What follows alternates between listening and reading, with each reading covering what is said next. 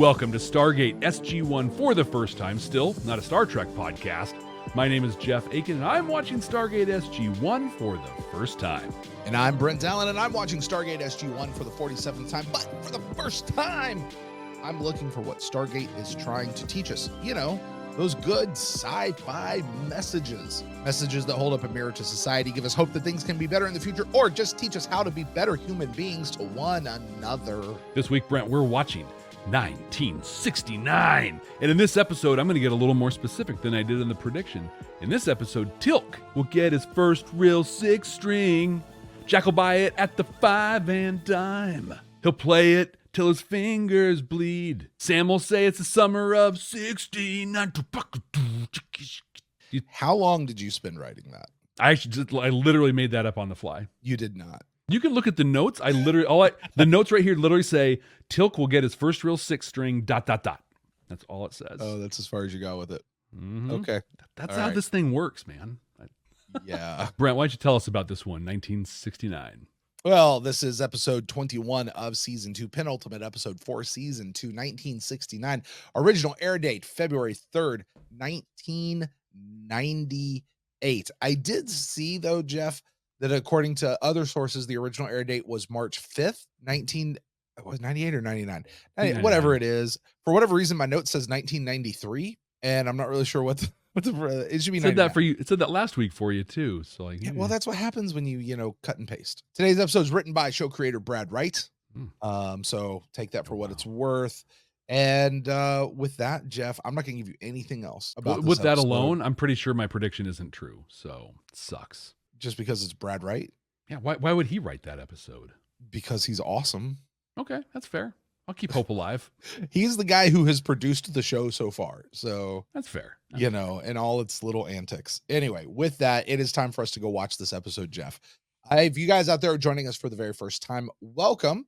You guys are amazing. The way this works is Jeff and I are going to go watch 1969 right now. We're going to do that together. If you're hanging out with us over on YouTube, you're going to catch the reaction video, and then we're going to do some stuff afterwards. If you want the full unedited version, head over to patreon.com/ link is down below. Nerds. That's it right there. Oh, Wait, let's try that again. Go to www.patreon.com/ Bye, nerds. and I like that, Jeff. That's I like fun. that too. That's good. And you guys can catch full unedited video of Jeff and I watching this episode. If you're one of our audio podcast listeners, you are amazing, and we're so glad you're here. You're about to gate into the future, where you will hear my for the first time reactions to this episode and any of the sci-fi messages that Brent might have found. Brent, let's kick it off. 1969. Carter. I'm right now remembering that Michael Shanks has a brand new newborn at home in this moment, and he kind of just has that tired look. He does. Within 70,000 miles of the sun. I have to update the computer's drift calculation to include gravitational space-time warping. Oh, did you hear what she said? Let's go. Yes, I think sir. I got the math part, but I didn't hear why. I think the I math was, part. I was over talking. That's my fault. Jeff, I'm going to do the thing where I'm going to rewind it and let you listen to that Cool. because it's kind of integral to the show. This time of year, the direct line between P2X555 and the Earth takes us within 70,000 miles of the sun. I have to update the computer's drift calculation to include gravitational space-time warping. Like the We wormhole know goes that. within that Let's go. radius Yes, of the sir. sun. How's the hand? It's a little sore, but it'll be all right. Thank you. Chevron 1 Jeff, encoded. 10 points if you remember where she got I'd that like you to take cut this on her hand note from. with you. Keep it in your vest pocket until you get on the other side. It's fairly self-explanatory. It Chevron Come on, was last Lonnie, week, was. wasn't it? Huh? No, 2 weeks ago. One false step, the Everything's knife. fine. Chevron 3 Oh, that's Grabbed right. the knife from the dude. Time to ship out. Being that it was that episode, you can understand sir. why I don't remember. General sir, Hammond is wrote a everything love letter. Everything's fine. Chevron 3 encoded. Time to ship out. It'll be better depending on how you answer the question. You see that? Jack. Like in a holodeck? See this? Captain Carter, where are we? I don't know, sir. For a minute there, we were back in the gate room. Oh, they No. went back in time. This looks That's a rocket suspiciously like from the butt silo end that of they're a in. Titan missile. Okay. Standing by for test burn in T-minus 20 seconds. Probably going to want to move. What is a test burn? Just what it sounds like. Any ideas here? Till move. Watch Teal'c, watch Teal'c, watch Teal'c. 5, Come on, Teal.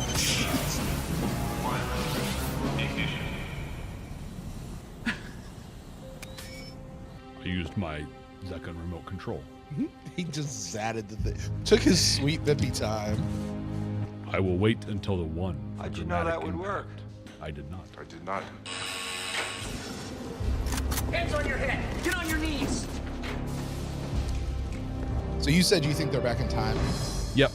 You think that's They what went it back is? because the SGC building totally makes sense. It used to be a missile silo.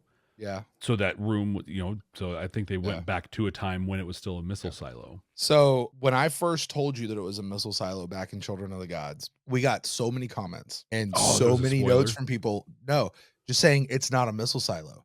It's not a missile silo. This is not a missile silo. There's no missile silo underneath NORAD. Da, da, da, da, da. Pardon me, Jeff. Yeah.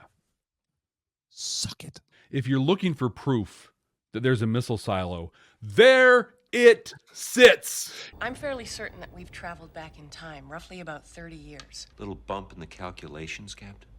A little bit. I'm sorry, sir. I don't know what to say. It's I'll astronomical tell you what, get us calculations back home and we'll say it never happened. We're the first people in human history to go back in time. that you know of. For all we know. Right, If we could figure out how to do this again, just think of what we could do. No, that's exactly what we can't do. Why not? Because of the grandfather Nope. paradox. Mm-mm. If you went back 50 Doesn't years work. and murdered your own grandfather, your own father would never have been born. Right, But so you're then you saying wouldn't that have been if born, we and then you wouldn't change have gone our back own and murdered your paths- grandfather. We So could change our world that's in not a ways that we paradox. can't You don't move possibly outside imagine. time. But we might even cease to exist, along with everything and everyone we know. Haven't we altered history already just by being here?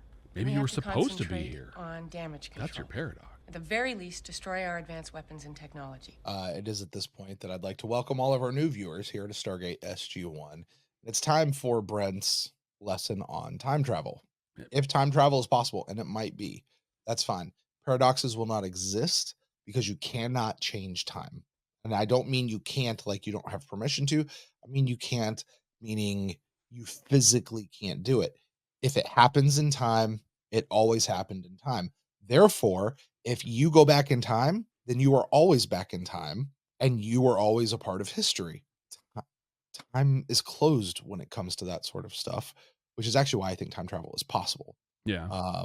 So it just, anyway, if you go back in time and you kill your grandfather, guess what? Wasn't actually your grandfather, or you were immaculately conceived. It's Because always possible. I'm not denying it. I'm just saying it's yeah. Anyway, sorry. With But that, as a oh, sci-fi cool. fan, we encounter this particular scenario all the time, and I just have to grin and bear it. When we get to the end of this, I wanted to have a discussion on that and to think about it. Does time even exist? Interesting thought. Make a note. Let's talk about it at the Yep. end of the episode. That's Gonna be a little tough. We also cannot tell anyone anything about who we are or where we're from. The Sovietsky Okay. шпионы? Нет? That was the wrong answer. For Soviet spies. I just told him we were. Come with me. Sure. You bet. Look at Daniel. Daniel's like, I'm such an idiot. Swing and a miss.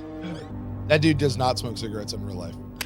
Nothing about what he's doing right now looks like he smokes cigarettes in real life. Captain James T. Kirk of the Starship Enterprise. I called Buzzer, it. hit the buzzer, hit the buzzer. American accent is very impressive, Mr. Kirk. For whatever it's worth, this is 1969. Yeah. Star Trek is in season 3 in Exactly. 1969. I'm not saying that Star Trek was like the worldwide phenomenon then that it was today. In fact, if it was, it probably would have gotten seasons 4 and 5 and stuff. Still a big deal. But it was still enough that somebody on that base has heard of Captain Kirk before. My name's not Kirk. It's Skywalker. Luke Skywalker. Now that didn't come out till the late 70s. Exactly. Yeah. Yeah, we're good. Jeff, you missed it. Uh-oh. I'm sorry. This is just a classic. Skywalker. This is classic RDA. Watch him. Watch what he does right here at the very end before the scene cuts. Dude puts out a cigarette. There's smoke. Love it. It's going to get a little bit of that. That is one of those things the editor saw and then went, I've got to keep that in. Yeah. I've got to trim 2 seconds somewhere else so I can keep that in. Before I can even think of doing what's asked of me in the note, I need to know who you are and who gave it to you. Oh my God. Look at that. I just kept wondering if you saw that name tag like before. My name is Samantha Carter, and You gave me the note, sir. Sir, before we left, General Hammond gave me a note and told me to keep it in my vest pocket. and General, go back to you're the other screwing side. up history. Come on, It's Sam. addressed to me. In my handwriting. What's it say? He does a great Don Davis impression right there. Yeah, yeah. Like he gets the cadence and stuff just And right. seeing as helping And the you way will his eyes are undoubtedly going lead to and- court-martial, I'd like to know why I would do that. Yeah, I'd like to know why. Because it's your idea. Albeit one you won't have for 30 years. I know this is kind of hard to understand, but that's roughly how far back in time we've traveled. In your And own you listen handwriting. to yourself. Or not. How great is Jack in right there, man? Yeah. You know what I mean? Just like, this is where we're at, and this is what needs to happen. Here you go. That guy did a great job. Like, he's great Hammond. And Brent, the fact that he has that note even proves your point, because the note was always there, The right? dangerous foreign agents you now guard have. Yeah, and we can talk about this a little bit more later. This gets into one of those Dr. Bashir type things. Mm-hmm. Like they come Like, up is and they this- write an episode that then actually rewrites everything we've seen so far. Oh, okay, okay. Because this is when General Hammond walks in and the Stargate program is being mothballed, he has already had this experience in NORAD. When he meets Jack O'Neill, Sam Carter, Teal'c, when He Teal'c comes through the Stargate for the very first time at the end of Children of the Gods, Hammond goes, I remember him.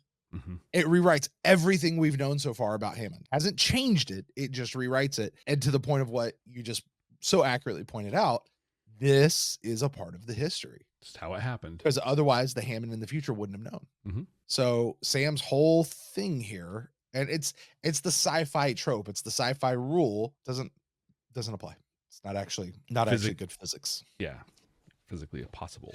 People are like, how do you should leave some podcaster about Yeah, Brent has some letters after his name. We'll just leave it at that.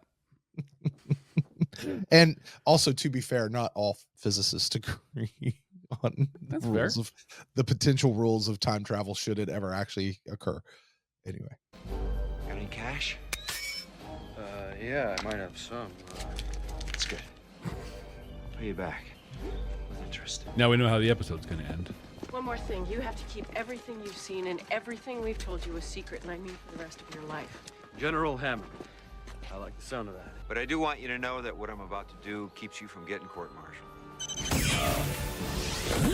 We should get off this road, find the interstate. So what's the plan? Find the Stargate? did they have Find interstates the up in Stargate? Canada back then? That's the plan? Yeah, they built them in its during World War simplicity, II. don't you think? And if we In don't Canada? find the Stargate? It's a way to one in transport Antarctica. weapons and troops. There's one in Antarctica. That's a fabulous plan. Assuming we I guess they didn't have locate the Stargate, how interstates. They then called do them we get something back to the different. Yeah, future? Well, now that's all in the note. but I-5 Right. does go up through Vancouver. No, sir. No, sir. Well, it doesn't explain how to get back, at least not explicitly. Well, wait a second. It just means that on August 10th at 9:15 a.m. something is going to happen. And happen imagine again it the will. next day at 6:03. Things tend to happen We at just that have time. to figure out what that something is. That's a pretty far leap in logic. Like that just means that something's going to happen at that exact time, and then the same thing is Yeah. going to happen the next day. No, that doesn't mean that. Nope. It said help But- them. So it could be the thems on the 10th and the thems on the 11th, and thems can be different. It could be two completely different things that happen. It could be two whatever. Like there's no way to know what those times actually mean. Exactly. Anyway, but this is where we go. I do also want to point out that's a pretty nifty cut Jack's got on his eye Yeah. there from getting hit with the stock of the gun. That would hurt so bad. That feels like if that hit him right there as hard as he hit him, he's breaking an orbital bone. Oh yeah. You know. We should go to New York. Not even sparkling in my daddy's eye. Well, that's where Catherine used to live. Or any other part of his body. She's probably the only person outside of the military who has the slightest idea where the Stargate might be, and I really don't think she's going to tell us over the phone. Did you catch who they're In order talking to about right preserve now? our past, Catherine has Catherine to meet from for back the in the first time years from now. Prominent Tantalus in the movies and So all we that. go in disguise. Oh, this will be good. Bunch of Herberts are Thinking? picking up. That is effective, O'Neill. Hop in. What a time, man. What a time. So upstate New York, some big concert. They're going to Woodstock. There you go. Come on, right up front. And not the one with fires and sexual assault. The one that was actually pretty great. I am not at liberty to reveal my identity. Far out. Anything he says is cool. I've got a neighbor that's converted a bus like this. Really? Yeah. My wife wants to do that and live in it. Like that's one of her. Yeah. Hello. Hi. Okay, I'm just gonna say, Sam looks great in 60s garb. Like that costuming department, man, wardrobe. They got it. They nailed her look in this one. You know, I'm just saying they didn't get that much money off of Lieutenant Hammond randomly out of his pocket. Well, I wonder if the initial bus driver had some means of selling things on the way. I like that travel montage, man. That was great. It was a lot of fun. Yeah. The music was good too. All happy. Better than anything we heard in Babylon 5. Better than anything we heard in One False Step. I mean, traveling between Earth and where? What's that about? That's cool, man. Okay, at this point, Michael is going to go on to become like some like NASA. Yeah. From a galaxy far, far away. It's the second Star Wars. Now it's time to go home, and we need your help. Should have been a phone home. We need to be in a place called New York by tomorrow.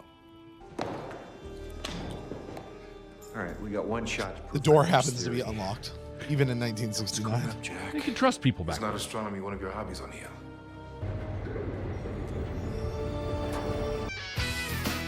You better have a pretty wicked solar lens on that telescope, which I'm sure. Why wouldn't? Well, yeah. In my head, I was like, they didn't invent solar lenses in 1969. They absolutely have. You know, they might bump into Tom Paris though. Pots, yeah, right. Never told me Heinrich Gruber had a son. Ernest Littlefeld. When the war ended, my father and I were told never to speak of it again. Daniel's It been is pretty good at simply using locked his. away. I really love that the show is referencing itself with Ernest Little. Like these are things that we have seen her, and I promise you, when they wrote Torment of Tantalus in season 1, this was not. They weren't like, we're going to reference it here to convince Catherine whatever. Like they're just pulling it back out of their character Bible and using it. And I know lots of shows do that, but still, it's cool though. It's pretty really cool. Yeah. If I'm sitting there and I'm Teal, I'm like, dude, I want to look. There it is. Brother Teal, precisely 6:03 p.m. tomorrow. We're going Go home. back to the future. We're going home. And where we're going, we won't need roads. All right, so this is a pretty cool effect, but you saw the episode not too long ago where they found the Stargate like in a hangar, laying down. Yeah. Yeah, like awesome effects. Why is this one burning? Cool shot though, isn't it? Yeah, it is a great shot.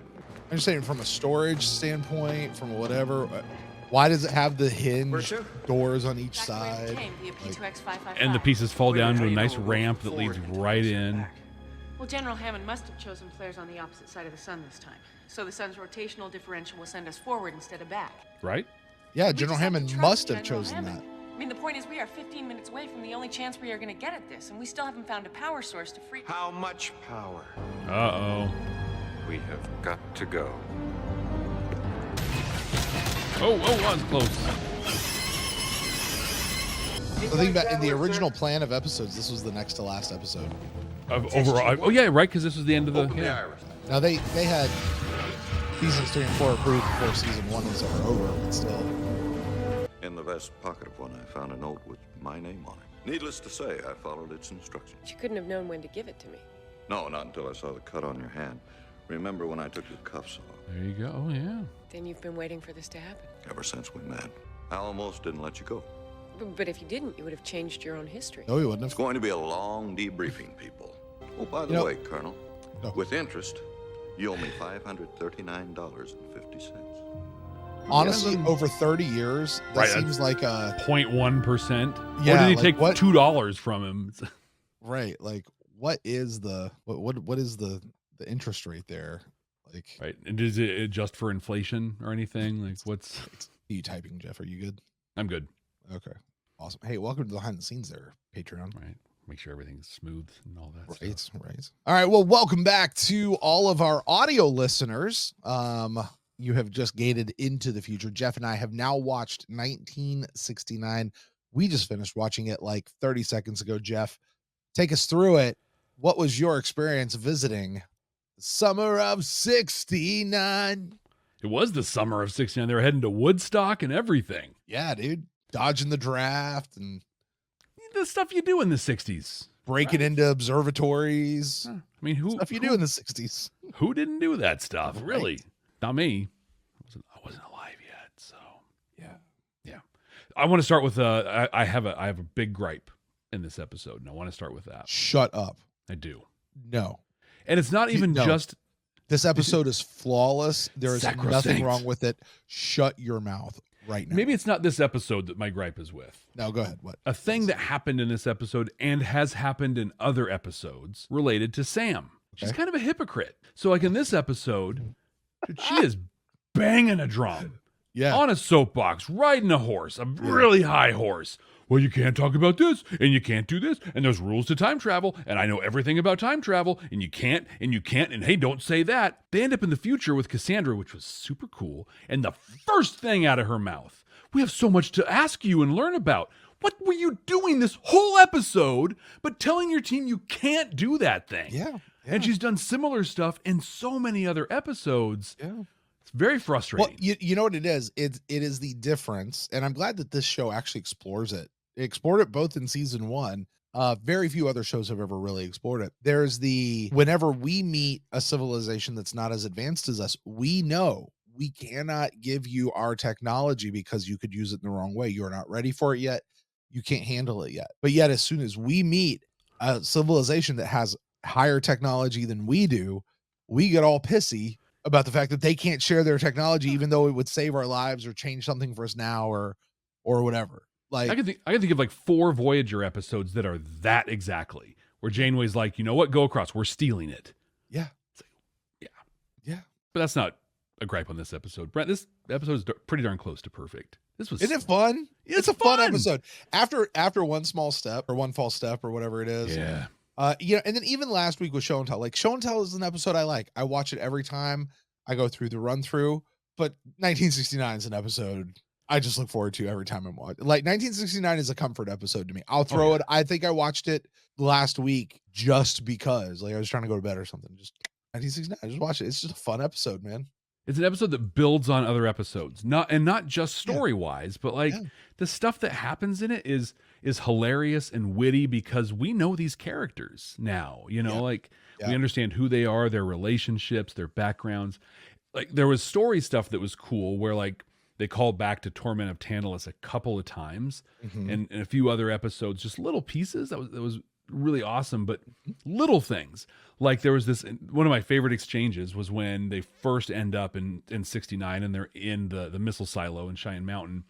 And you guys are a bunch of Soviet spies, right? And he says in Russian, and Daniel's like, Niet. Jack's like, dude, he's like, what? I just told him because oh, shoot. Now, if we didn't know... You know what I loved about that scene? I'm sorry. You know what I loved about that scene? I've never noticed it before this watch through. With Daniel in the background, like while everybody... He's turned around like, oh my God, I'm such an idiot. Right. Like, it's the same thing. I've never noticed Jack blowing the smoke before at the end of his little interview. And we've noted a few times where Richard Dean Anderson does those little things that can't be in the script. Like, they have to be acting choices, and you're kind of seeing that rub off on some of the other actors now, which is great. It's so much fun. I'm sorry I interrupted your train of thought. I totally lost it, but I got it back. But if we didn't know Daniel and Jack the way we do, that would have been a kind of obnoxious scene. You know, just like, oh, look at, okay, or just blah, blah, blah. But because we know them, it was hilarious. So I think you mentioned in the end of this, you know, when they first signed for Stargate SG1, it was 2 seasons that they signed for. And so in like the original plan, overall plan, whatever, you know, they didn't have a, you know, beat by beat thing, but they had an idea. This was going to be the second to last episode of the series. And what I think is cool about that is like, this didn't really move anything forward. You know, it really introduced the idea, the concept of using the gate for time travel. Like that's a thing, but you could end a series with, and also this, you know, but yeah, this just played on all the cool stuff, you know, that we've watched so far. Yeah. Now, to be fair, I don't know that, you know, they were originally given 44 episodes, 2 seasons. That's what they got greenlit for. I don't know that they had a plan for all 44 episodes. Like I can't sit back and say that this was the plan from the beginning. It might have been. I don't know. But when Cassie says there at the end, she goes, "And your adventure is just beginning." That feels like such an end of a series thing to say. Like, hey, you've been through all this, and this is just beginning. There's so much more for you. First start of the right and straight on till morning. Whoosh. Sure, great, Captain Kirk. Thanks. Yeah, that's supposed to be the end. And here we still go with all that. Speaking of Captain Kirk, right? What an epic scene! And I called it. I called it. You know, you said that, and like the little Trekkie in me just starts jumping up and down. It was so awesome. So they're in the thing. I forget it's 1969. They got to come up with a cover story, and I'm like, yeah, it's 69. People know Star Trek. Star Trek was really popular. Throw up the signal and be like, yeah, we're from the Enterprise, or or whatever. And then he did. Captain Kirk from the Starship Enterprise. And that when that didn't get anywhere, and he wanted to like, and the interviewer didn't even seem to listen to your Kirk. Yeah, listen to Kirk. Which is like we said it there, and it's like here, there's this feeling nowadays that Star Trek got canceled after 3 seasons because it didn't get viewers and people didn't like it. The reality is it cost a fortune to make that TV show, and not even Desilu Studios could keep that level of quality going. And you see that in the season 3 of TOS, like the quality drops off pretty hard because it just costs a lot of money to make that stuff. It had incredible viewership. People knew who Captain Kirk was. So that was a little lame that he didn't know.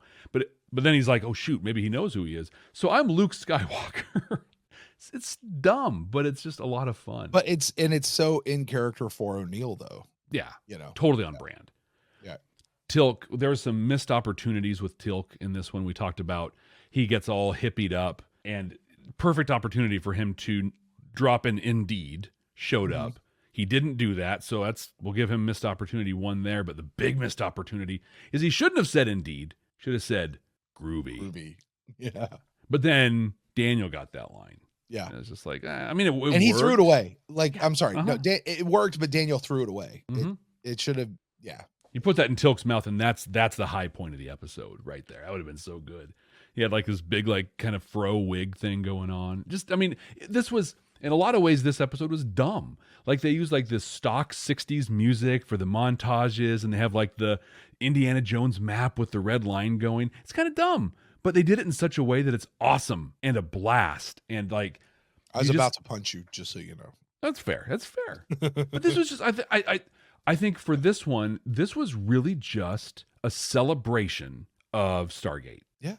And caps off like the first, I don't know, chapter or whatever, first 2 seasons, whatever it is. Yeah. This is a great kind of cap for that. And then I imagine like next we're probably going to have like probably another 2-parter to close out to close out and open up the seasons, and we'll be back in business, but this is just kind of a fun thing.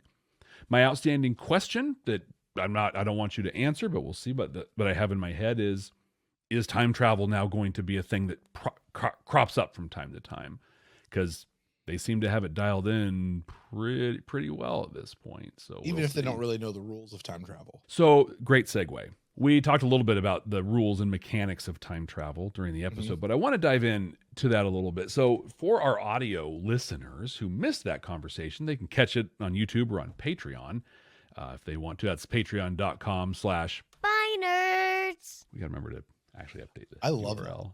I love that. Yeah, it's so cool. That's my little girl. She's not so little anymore, but it's when she was. It's pretty cool. But we talked a lot about the rules. So Sam, when she was riding on her high horse that was on a soapbox around what they could and couldn't do, there was really all the sci-fi tropes about, the grandfather paradox, that if you did this, then there wasn't that. And we saw some, just those, well, you couldn't this, don't tell him that because you'll mess this up. You shared a lot. So, and I'm going to edify you and bring you up a little bit. Brent's just a podcaster, right? Just homeschools his kids and talks about, football and sci-fi all the time. That's it. Yeah. Also, if you had his name out and whatever, there are a series of letters after his name that you have to like pay a lot of money and spend a lot of time in a classroom to get. My friend, my co-host Brent Allen, is a highly educated individual who, as the time of this recording, is actually working on another degree for fun. Literally for a good time. So don't take this as just like Brent be like, I watch a lot of sci-fi and this is how it works. No, this is how it works. Brent, break down time travel for us? Like, okay, look, here's the deal. If time travel is possible, and I'm not saying that it is impossible, I'm not saying it is possible. My personal suspicion is time travel is possible. All right. One, and this is, well, I don't even go with that. Time is a closed loop, or not a closed loop. It's a closed sphere, I would say. okay. But time, regardless, assume with me time travel is possible. Okay. You know what is impossible are paradoxes, right? This whole idea of being able to go back in time, kill your grandfather, and then you're never born and you create a paradox. This is all stuff that's made up for drama and novels and fiction. And that's not actually the way it would work. If you go back in time and you kill your grandfather, you always went back in time and killed your grandfather. Therefore, that guy wasn't actually your grandfather. So you need to go have a conversation with your grandma. You know what I mean? What really happened here? And this episode goes back and proves it. Every bit of time travel in this episode was cyclical, spherical, whatever. Hammond always met these guys way back in 1969. That didn't change. Cassie always sent them back to their past. That never changed. They always had these interactions. Those things never changed. What happened is what happened, and it affected us here today. Because it's really just the loop. If I go back and kill my grandfather, then I'm never born, which means I don't go back to kill my grandfather, which means my grandfather is there, which means I am then born. And so it's not a paradox. Those two things can't happen. It's if I go back in time, I always went back in time. I was always there. And it's what I love so much and appreciate so much about the Prisoner of Azkaban book, because in that book, that's exactly how time travel is written. And what they use, until later on in the series when they mess that whole thing completely up and then they undo it, and I get very, very sad. But yeah, time travel is I do believe it's possible, but you're never going to change the past. It is impossible to change the past. You cannot change the past, not because of permission, but because you can't actually change the past. Because we're a sci-fi thing, I'm going to use the word paradox just because that's a word they use for this stuff. I'm going to call that the Wild Stallions paradox. Yeah. Yeah. Right. So, hey, we got to make sure that I record the things. So my dad goes over here in the trash can that comes down. Those things always happened. He always did it. Yeah. Socrates left ancient Greece to come forward and then went back. Like that was what always happened. Yep. Abraham Lincoln, Genghis Khan, Joan of Arc, worked. Yeah. Rufus, it's how Joan of Arc was able to go back and like really get her army in shape because she, learned the aerobics and stuff. It's just, duh. Well, when you're a maniac on the floor, then how can you not take over Europe? Exactly. Now, what I want to push back on that whole theory though, just a little bit. So that's science that you've brought forward. Theoretical science. Theories based in a container of scientific practice. Yeah. Okay. Yeah. And to your point that you made even during the episode, like that's an approach from like a physics and astrophysical almost perspective. There are physicists who do not agree with that, and physicists who do agree with that. Yeah, and nobody actually knows because nobody's done it. So I think Stephen Hawking knows. Because he actually held a party for time travelers and no one showed up. That actually happened. I mean, that's all the proof you need. Maybe just Stephen Hawking's an awful host and forgot to send out invitations and whatnot. I sent him out. I'm sure I did. But where I want to bring in a theory that's not scientific at all, more spiritual, and I'm going to bring Deepak Chopra into this conversation. Okay. Deepak says the past is gone, the future is not here. He also says the past is a memory and the future a dream. The only thing that exists is now. And our perception as human beings, I'm outside of his quotes now, but our perception as human beings, by the time we perceive now, it's the past. So everything that we're perceiving and doing right now doesn't actually exist. So if that's the case, does time exist at all, or is everything that's happened just a memory that exists in our minds and didn't actually happen in any way. It's a neat concept. It's an interesting concept. Like several things in physics, truthfully, it actually gets to be more philosophical than actually physics. And it really just depends on how you define your words at this point. So, without getting into the too deep nitty gritty, sure. Yeah. If that's how you want to define those words, what is time? The question is then, what is time? Yeah, time. We talk about things existing in time and space, right? Like that's the thing, but space exists. We can sense it, we can feel it, we can measure it, we can all those things. Time is a man-made construct. I mean, there was yesterday, there will be tomorrow. It's a man-made construct in the same way that space is a man-made construct.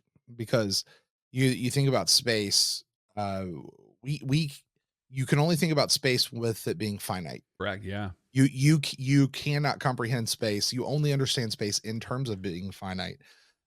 Even when we try to put models of the universe out there, we still put boundaries and edges on the edge of the universe. We talk about how the universe is still constantly expanding. The universe cannot expand unless there's a boundary. Yeah. So and in that same way, the way Deepak Chopra is defining time is as a particular experience in a particular moment, at a moment in time. Because if you don't have time, you don't have moments. I'm throwing that out there. But also, we may want to, I don't know how we want to edit this for the show, because wow, this is getting way off in the weeds. But when we discuss time, we discuss time in the context of the entire experience of everyone and everything. Of everything, everywhere, all at once. Like, so when we discuss time, we discuss it in that context, not because what you're saying there is, does the individual second actually matter because this poofs and that poofs, yeah, but we also talk time is okay. Here's the thing.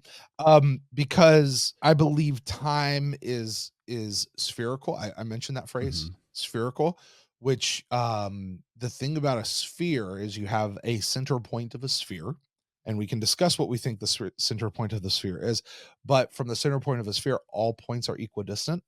Okay. Which means past, present, future, all are happening at exactly the same time from the center of the universe.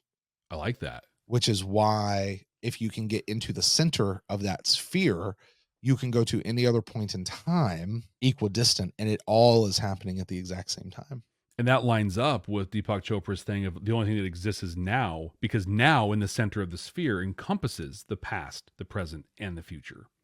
And you're equidistant from the, and the best way that I can always think about it is a novel, or let's even just say the author of a novel. For that author, of the story, the past, the present, and the future all coexist at the exact same time for the author.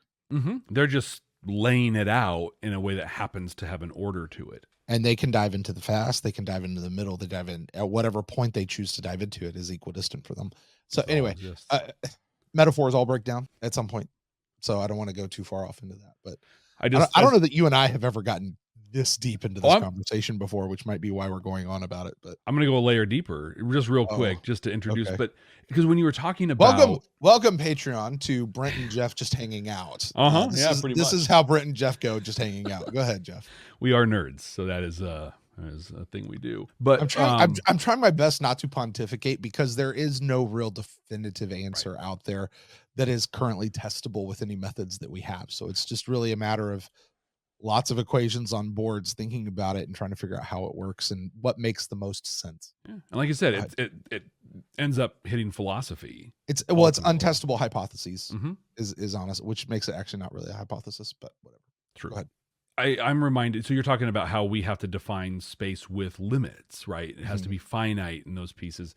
And and that's a thing that we struggle with with time as well. We like the concept of a infinite God or infinite being is not understandable by us. We need limits, which makes me think of Spinoza, who was a philosopher in the 17th century, who, by the way, I won't deep dive, but incredible views on religion and God that are actually reflected in Babylon 5 in a really good way. But he talks about how there are things that have substance, and then there are the things that are the result of that substance.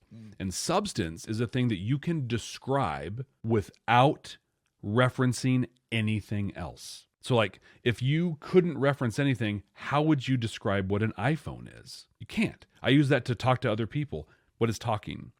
What are other people? I use that to transmit data. What is data? How do you so you ask those questions. So what is space? What is time? Can you describe those things without referencing other things? I'm not going to go into the exercise of doing it. I'm just kind of planning this as our segue out of here at a thought exercise. But if you can describe those without referencing anything else, they're substance and they truly exist on their own.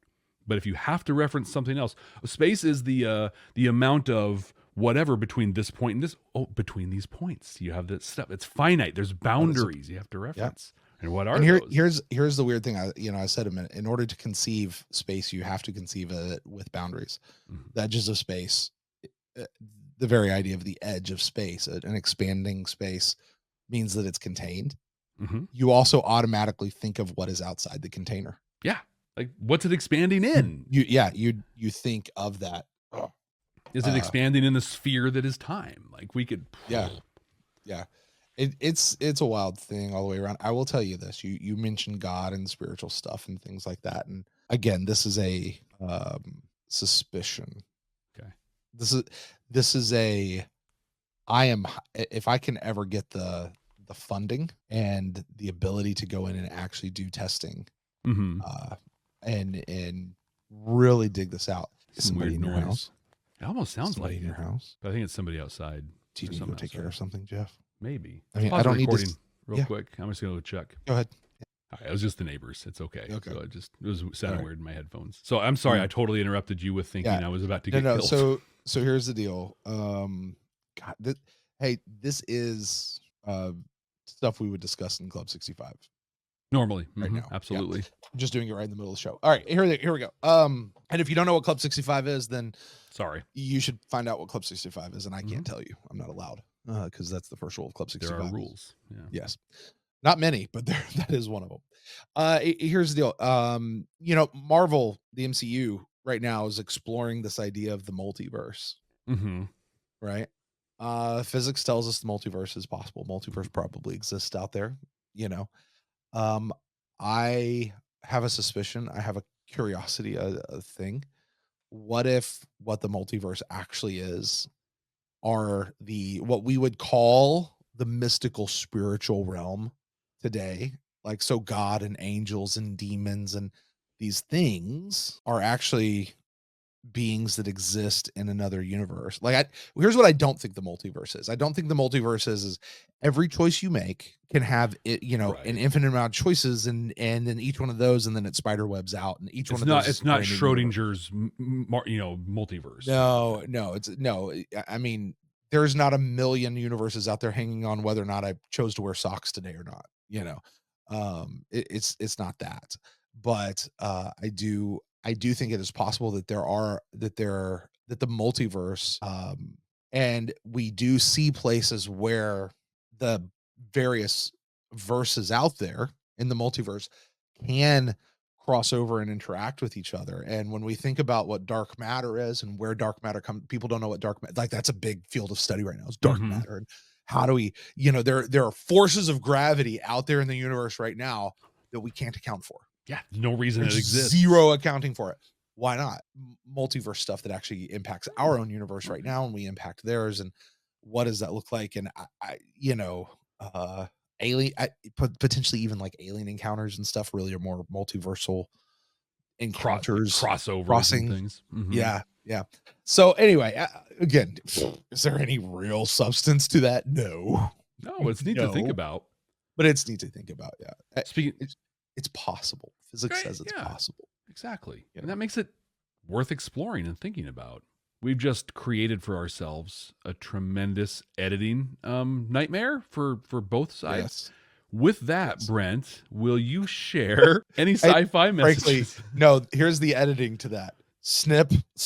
I just cut it out. I'll give the audio. I'll just plop it at the end. Right? Like, if you want to stick around afterwards, you can hear our little deep dive into nothing. Well, here we go. Okay, so Jeff, particularly for our audio folks, you and I have just had an incredibly lengthy discussion about stuff that really has nothing to do with Stargate. So we are cutting that piece out, And if folks want to stick around for what is at least a 20-minute discussion, Jeff, I think so, yeah, on the nature of time and the universe and space and that sort of stuff, you're welcome to stick around towards the end.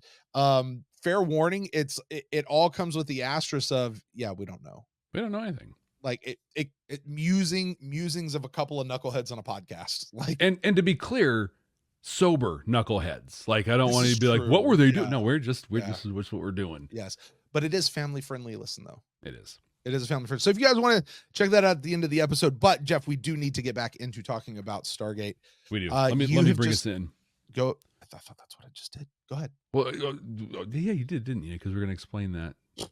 I'm more editing nightmare for us right here. So sorry, Jeff, keep going. Jeff, you just talked to us about your experiences for the first time watching this episode 1969. I have some experiences. Okay. I get to watch this episode for the first time looking for messages. I'm not going to lie. I completely did not do my job through this episode. I was having so much fun with this episode. I didn't even think to look. Like, I don't know. It's possible. Much like I don't know what the nature of the universe is, much like I don't know what the limits of space-time are, much like I don't know what the shape of time is or if time is even a reality. I don't know if there are really messages that exist within this episode because I was having so much fun watching this episode. Jeff's thinking through right now, trying to figure out if he can pull something out of the air. I have a little something, and it's around it's around the hippies that picked up our SG1 crew. And Michael Bunny. Forget her name. I don't know. There's this didn't happen, but there's a version of that whole storyline that would have made this a message.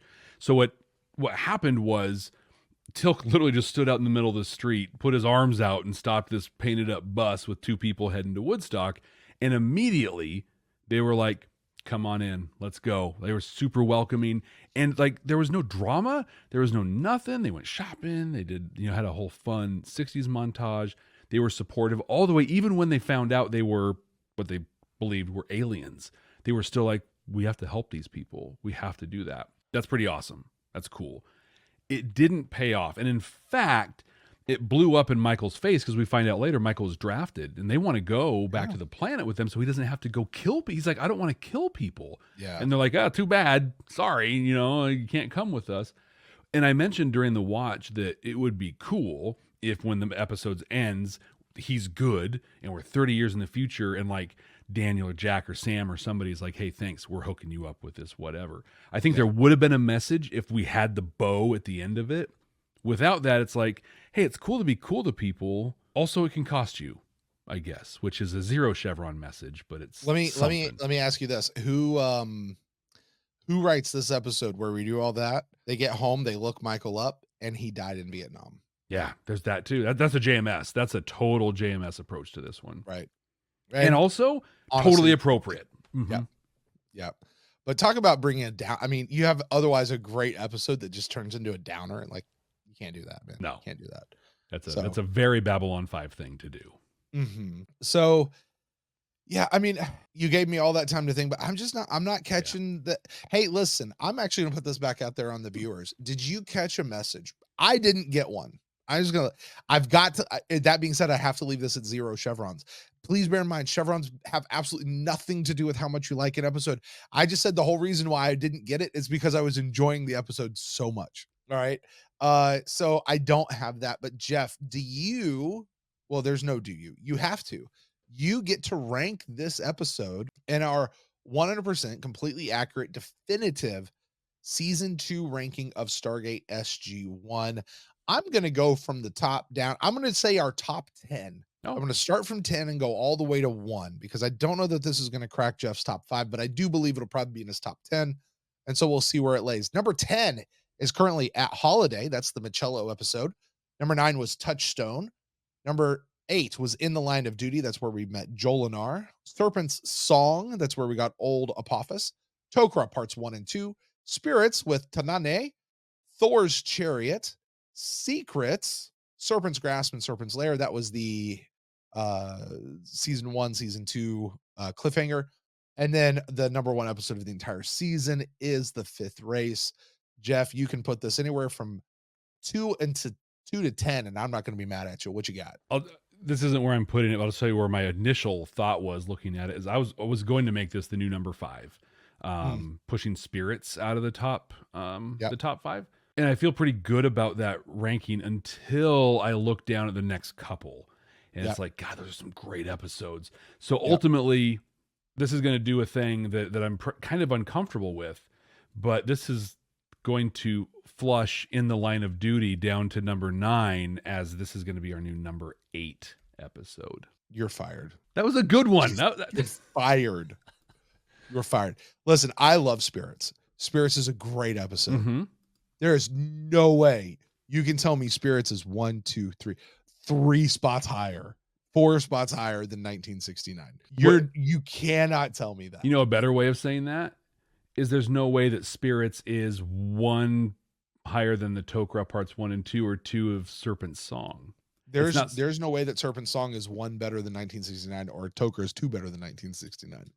No way. What? There's no way. Although I did say anywhere between 2 and 10 we'd be fine with. So whatever. I think for me, as a you knocked Holiday out of the top 10 to keep Spirits and Tok'ra, and Serpent's Song. I mean, my God, that hurts. Listen, that just speaks to the quality of the season. Because I tell you what, Spirits was a flargin' good episode. It is low key a great episode. I hope you catch as much flack for Spirits as you caught for TKO. Yeah, please. I hope you've caught that much. Because I will still defend Spirits. That was a great episode. I think for me with 1969, what it kind of comes down to, what a fun, awesome episode. It was a celebration. It was all those great things. But I'm a first-time viewer who knows there are like 7, 8 more seasons after this. So I'm interested in that stuff that's moving the story forward in ways, you know? Yeah. So listen, your ranking is your ranking. That's 1,000% fair. I do feel the need, though, as we're in the middle of as we're recording this, Jeff, we're rounding the corner on Babylon 5. Mm-hmm. Okay.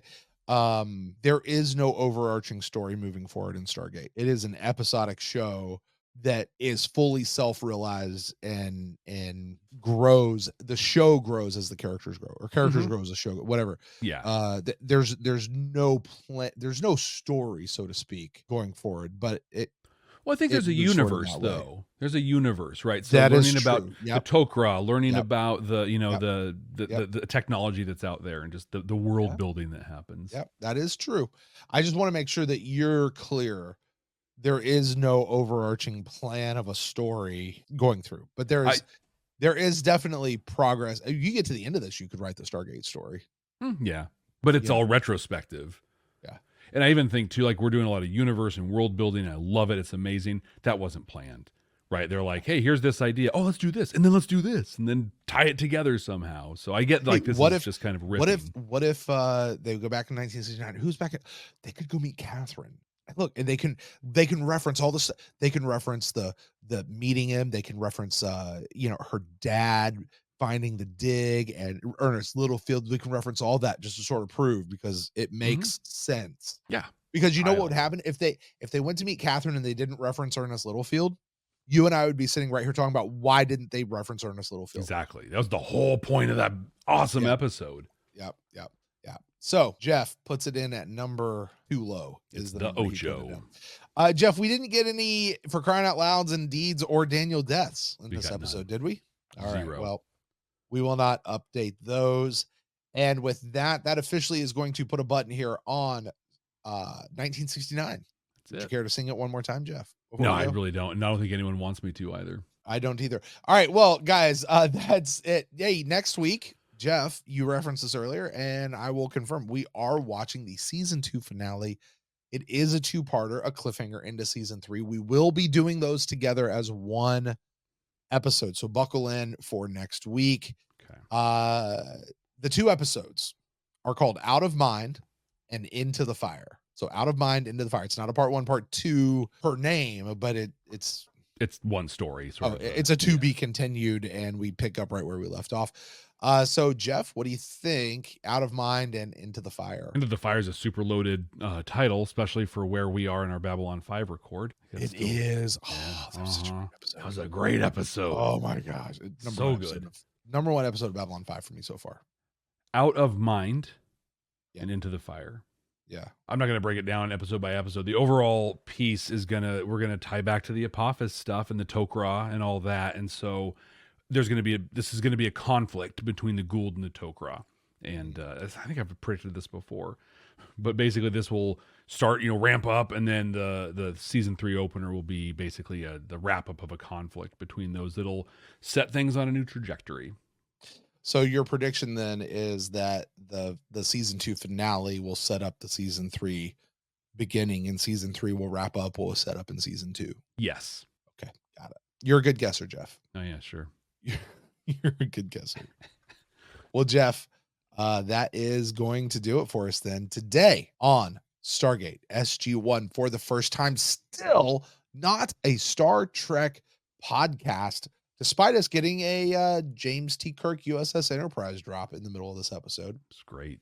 Thank you guys so much out there for joining us. We really appreciate it. And hey, like we said earlier, if you want to stick around for an entirely stupid, theoretical, could be maybe possible conversation, you can do that after the show today.